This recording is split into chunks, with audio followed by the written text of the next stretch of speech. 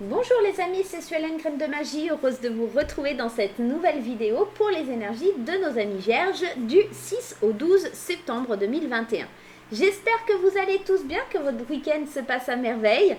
Pour le coup, on va aller regarder ce qui se passe pour vous pour la semaine prochaine et si ce sera tout aussi merveilleux.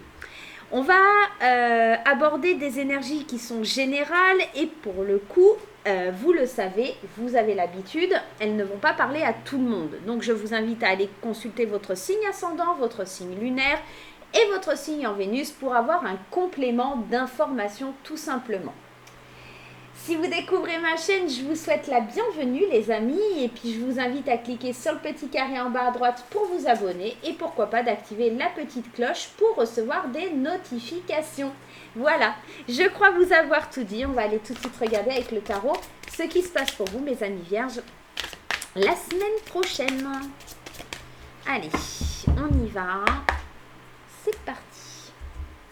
Dans quelle énergie vous rentrez cette semaine, avec l'énergie dans laquelle vous allez rentrer, l'énergie positive, l'énergie négative, l'énergie, votre force pour cette semaine, et puis la synthèse de votre semaine. Alors, avec quelle énergie, vous allez entrer dans cette semaine? On rentre avec une énergie de 9 d'épée.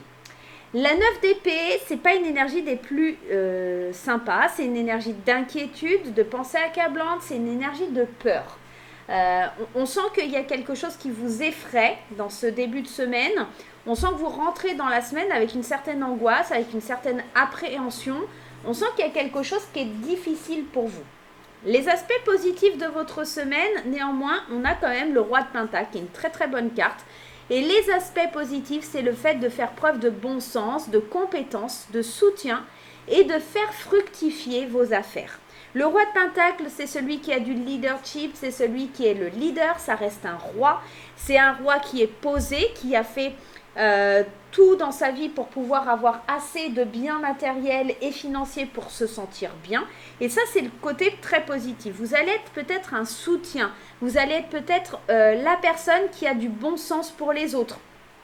Même si vous rentrez dans cette semaine avec des peurs, on sent que vous êtes assez charismatique et que vous avez beaucoup de facultés à faire fructifier les choses. Donc cette peur, c'est peut-être juste un état qui est passager. D'accord ? Ok, on y va. C'est peut-être juste de vous dire comment je vais réussir à affronter cette semaine, mais vous avez une position de leader, donc il n'y a aucun souci. Vos peurs et vos craintes pour cette semaine. Ah, deux énergies qui se confrontent. Parce que effectivement, vous avez en contrepartie, en côté un petit peu plus négatif, la carte de l'empereur. L'empereur, c'est le papa du tarot, c'est celui qui impose l'autorité, la structure, le pouvoir. C'est comme si cette semaine, vous n'aviez pas le pouvoir de pouvoir faire les choses. Et c'est peut-être pour ça que vous entrez dans cette semaine avec une énergie de peur et de crainte.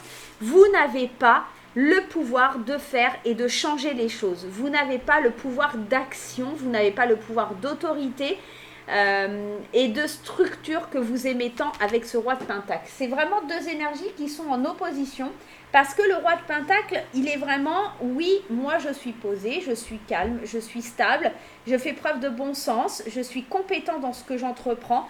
Le roi, l'empereur aussi, mais l'empereur est en position plutôt négative et ici, il va nous indiquer tout autre chose. C'est-à-dire que on va être dans une énergie qui va être assez difficile parce que quand l'empereur vient dans son sens négatif, il est plus sûr de lui. Il a limite la soif de pouvoir. Voilà, c'est un petit peu ça l'empereur dans sa position renversée. Il connaît plus ses limites. Donc, alors, oui, c'est positif parce que vous avez du charisme, du bon sens, de la compétence, etc. Mais n'en abusez pas. Il y a vraiment cette idée de rester aussi à votre place. Et c'est ça peut-être les peurs, c'est que vous allez avoir du mal à trouver votre place et le juste milieu dans cette semaine. Les forces qui vous accompagnent pour affronter cette semaine, la grande prêtresse. Waouh, deux arcades majeures. La grande prêtresse, elle vous dit qu'il va falloir suivre votre intuition. Votre intuition, cette phase un petit peu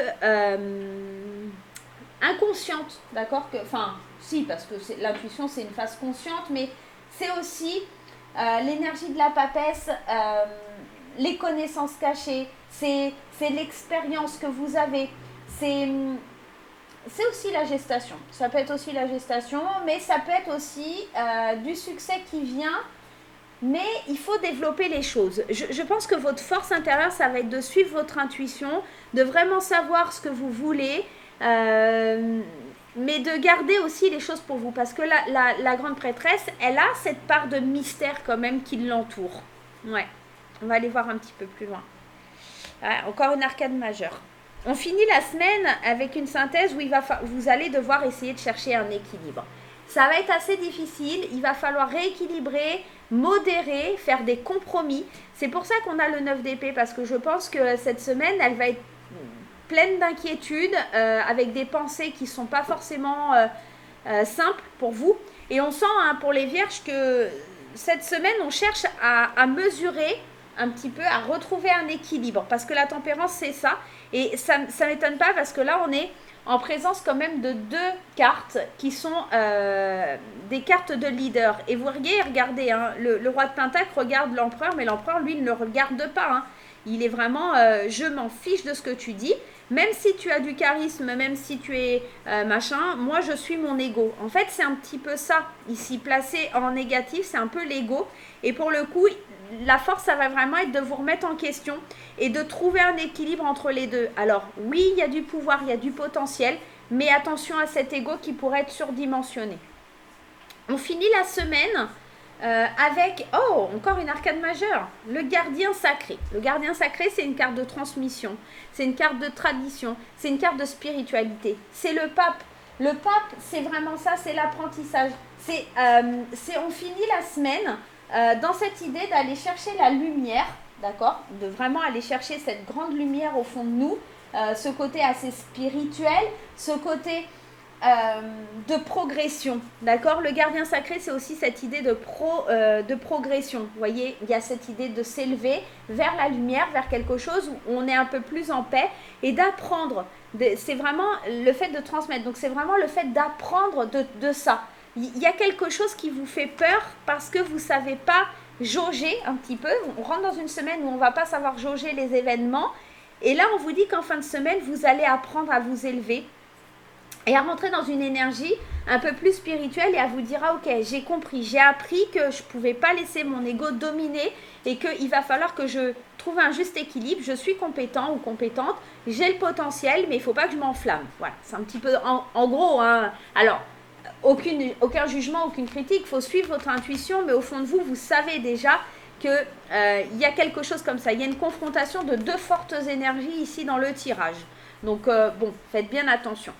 Derrière le gardien sacré, on a le 7 de bâton qui me parle de défi, d'objectif. C'est vraiment un objectif, un défi que la vie va vous mettre face à vous pour voir si vous êtes capable de gérer ça, en fait, tout simplement. Ça va être vraiment de voir la détermination que vous avez à sortir de vos peurs, à sortir de votre ego, à aller plus profondément au fond de vous, chercher ce qui a vraiment de l'importance et retrouver un équilibre entre votre côté yin et votre côté yang, d'accord? C'est vraiment faire le point, se recentrer, se recanaliser pour atteindre des sommets, pour vraiment évoluer, grandir dans une certaine spiritualité. Bon, un tirage un petit peu dur là pour les vierges, hein. Allez, on y va avec graines d'amour. On va aller voir du côté sentimental ce qui se passe pour vous les vierges. Allez, pour les vierges au niveau sentimental, vers quoi on se dirige? Alors, avec quelle énergie on rentre cette semaine? Les côtés positifs, les côtés un peu moins positifs, plutôt négatifs, les forces qui nous accompagnent, la fin de semaine, et on ira voir en dos de deck ce qui se passe également. On rentre dans une énergie de rencontre, de point de départ. C'est peut-être ça qui vous fait peur. C'est peut-être qu'il y a une rencontre qui se fait cette semaine. On rentre avec l'idée d'une rencontre, ou pour les célibataires, ou pour les couples peut-être, peut-être qu'il y a un nouveau point de départ qui fait peur. Peut-être que c'est le commencement de quelque chose dans votre vie de couple. Alors, c'est pas forcément qu'il y a un renouveau, mais il y a peut-être... comment je pourrais vous dire ça? On s'est peut-être dit dans le couple, tiens, je vais commencer par...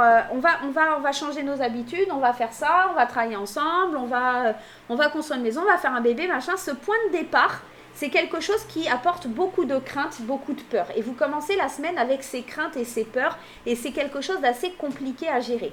Si vous êtes célibataire, je vous ai dit, ça peut être le point de départ d'une nouvelle rencontre, d'une étincelle, d'un coup de cœur, pourquoi pas.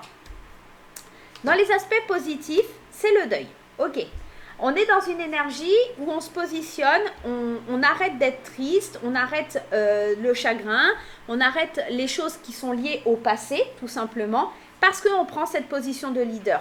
Ok, on arrive dans une étape de notre vie où on ne veut plus être en deuil, on ne veut plus être dans le chagrin, on ne veut plus être dans quelque chose de difficile, et ça c'est votre force, en tout cas c'est le côté positif de la chose, c'est que vous n'avez plus envie d'être dans une énergie de deuil, vous avez envie d'avancer dans votre relation. Si vous êtes célibataire, c'est peut-être que vous êtes en train de faire le deuil de quelque chose qui ne fonctionnait plus, tout simplement. C'est-à-dire si vous avez un ex-partenaire ou une ex-partenaire avec laquelle ça ne se passait plus bien et que vous aviez envie de recommencer à zéro, et bien là on voit, il y a un point de départ qui fait que malgré les peurs et les craintes que vous avez, on voit que vous faites le deuil et vous agissez en tant que leader dans votre vie sentimentale. Là, les célibataires, et vous dites c'est terminé, c'est fini, je signe l'arrêt, hein, c'est terminé, je fais le deuil de tout ça pour avancer dans ma nouvelle vie.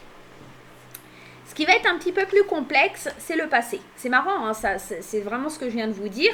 Il y a cette idée pour les célibataires, oui, de faire le deuil, mais c'est encore compliqué. Le souvenir, la nostalgie est encore ici, est encore présente, est encore là. Et pour le coup, ça pose quelques soucis parce que la carte de l'empereur, je vous l'ai dit tout à l'heure dans sa position en côté négatif, on ne veut pas revivre les mêmes choses que le passé, donc en fait on snob un petit peu et c'est un petit peu compliqué.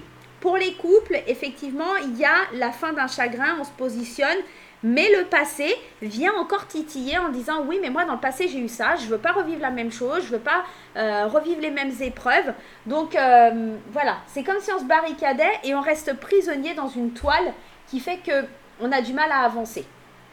La force pour aller de l'avant, et la force qui va faire que vous allez vous sortir de tout ça, c'est le jeu sensuel, c'est les plaisirs, c'est le piment, c'est cette petite énergie, cette touche. Alors si vous êtes en couple, je pense que ça va être des réconciliations sur l'oreiller, ça va être vraiment le point de départ, c'est-à-dire que vous allez recommencer à vivre de façon à essayer d'oublier ce passé en vous construisant tout doucement, sûrement suivant votre intuition, en ayant des jeux sensuels, en reconquérant, comment on dit, en partant à la conquête, on va faire comme ça, en partant à la conquête sexuellement de votre partenaire, en faisant des jeux sensuels, en faisant des petits, je sais pas, j'ai une vision comme des jeux de labyrinthe, comme si vous cachiez, alors je sais pas pourquoi j'ai ça dans la tête, comme si vous cachiez des papiers un petit peu partout dans votre maison, comme un jeu de piste. Enfin, il y a des petits jeux qui se remettent en place pour pouvoir aller de l'avant au niveau du couple.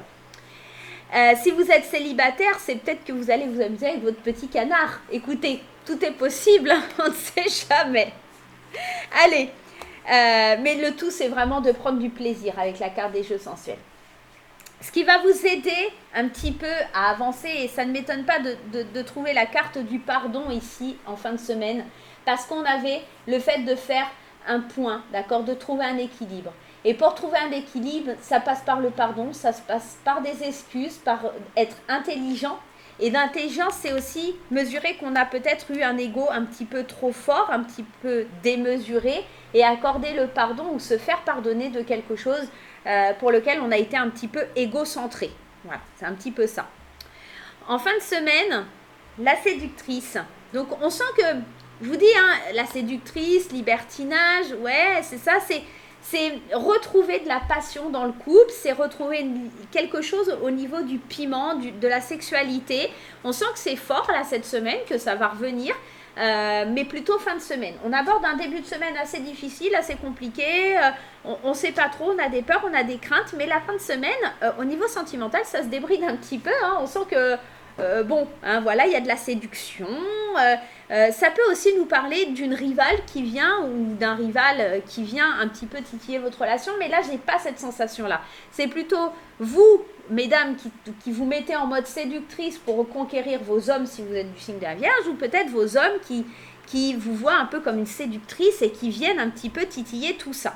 Tout simplement, peut-être votre homme, tout simplement, qui va rentrer dans une énergie de séduction pour vous faire vous sentir belle, jolie, voilà. Ça peut être aussi ça si vous êtes un homme vierge, tout simplement. Waouh, une semaine un petit peu compliquée et complexe pour les vierges. Allez, on y va, mais je crois que c'est tous les signes, cette semaine elle va être compliquée, je crois. Allez, on va aller chercher un petit conseil pour la semaine. Un petit conseil pour la semaine. Écoutez son cœur. Ça va être important d'écouter son cœur et pas l'ego. On est dans ça. Respire profondément. Pose ta main sur ton cœur. Écoute-le battre à l'intérieur de ton être. Respire à nouveau. Fais-le vide dans tes pensées et laisse ces pulsations te guider. Je pense qu'il va falloir que vraiment vous écoutiez ce qu'il y a au fond de vous, au fond de votre cœur. C'est pour ça qu'on a cette carte de sagesse, d'intelligence, de pardon, de tempérance. Il va falloir un petit peu vous mesurer. Et c'est pour ça que vous rentrez dans une semaine où vous avez des craintes et des peurs parce que vous ne savez pas vous exprimer de la bonne façon, vous ne savez pas comment interagir, vous ne savez pas comment avancer. Effectivement, on voit qu'il y a vraiment deux fortes oppositions. Et là, le conseil, c'est vraiment d'écouter votre cœur, votre intuition. Vous savez déjà au fond de vous. C'est pour ça que vous avez des peurs, parce que vous savez que vous n'êtes pas sur le bon chemin. Donc voilà, à vous de voir mes petits vierges. Je vais vous faire plein de gros bisous. Vous n'oubliez pas les petits pouces en l'air. Vous n'oubliez pas de me dire en commentaire comment ça vous parle ce tirage. Et on se retrouve très très vite pour de nouvelles aventures. Bye bye!